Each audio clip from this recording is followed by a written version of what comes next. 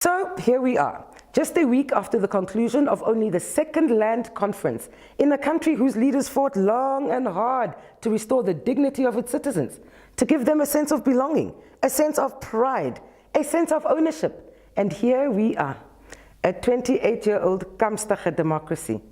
We shouldn't despair, because this unraveling will lead to our real liberation. The people's woke now, and it's a brand new day in Namibia. Media personality, land expert, and lecturer at NUS, Tommy Bayer, moderated a session on urban land at the land conference, and I asked him to unpack what transpired there. I think the conference went well. I mean, there was a lot of concern that the script was sort of narrowly managed and monitored by the government. I think that was not the case. We certainly could have been better prepared, but I think that the discussions were frank, were open, were robust, and the ministerial officials took a back seat by and large. So I think from that perspective it was a very good intervention, it was a very good way of conducting the conference, and I think it was absolutely necessary that we have that conference. Activist Rosa Namises attended the conference first as a disgruntled member amongst the demonstrators and then as a participant. I had sat down after being both roles. I was Monday outside demonstrating. And then Tuesday, by my king's instruction, I came back into the conference. So I may be one of those people that will be regarded as undecisive, or also has given away and has really left the demonstrators. But I think after entering the land conference, I am also able to speak out how it went and what happened. I think with everything, there is the good and the bad. And the good in that conference was that we, for many years, myself included, had many questions and many criticism, and has experienced very much painful programs that are for all Namibians, especially the resettlement program was very painful.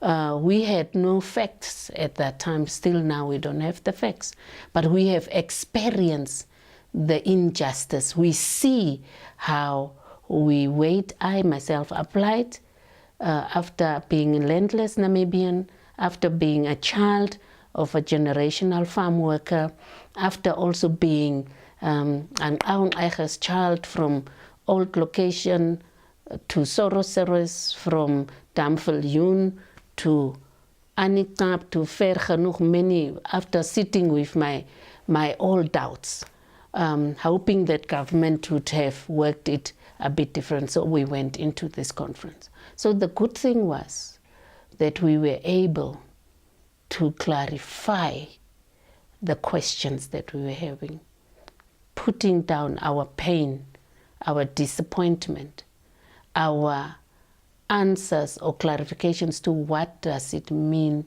to ask for ancestral land. I asked them both to share their impressions on the week-long conference, which cost the taxpayer 15 million Namibian dollars, meaning we spent about 18,750 per delegate who represented mostly government, i.e. SWAPO.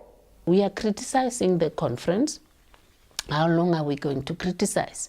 How long are we going to say it was a flawed, it was just a lip service and all that?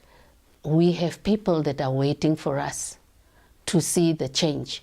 Why we spent 5 days and 15 million or 18 million there. They want to see. And the president has made it clear in his statements how willing he is. We need to give him that doubt, but we need to be not so much doubting Thomases, but we need to be doubting active, engaged Thomases, so that they can stand up and see where we are going. Because we gave immediate actions and we gave long-term. So the immediate at least needs to be done. Here's land expert Tommy Bayer's take on this. We could have prepared better for the conference. I think we rushed it. But you must remember that it has been postponed on a number of occasions already, at least 2 occasions. So it was really necessary that we have the conference. If you look at the spending, And if you look at the resolutions and the outcomes, I think it was worth it, because remember that democracy is time consuming. It's a difficult process. Not everybody's always going to agree. But creating the space for the dialogue, which is what this conference offered, I think made it worthwhile. If you look at national reconciliation, if you look at the ancestral land claims agenda that was put on there, the urban land reform agenda that was put on there, I think these are two crucial outcomes that will prove to be invaluable in the long run.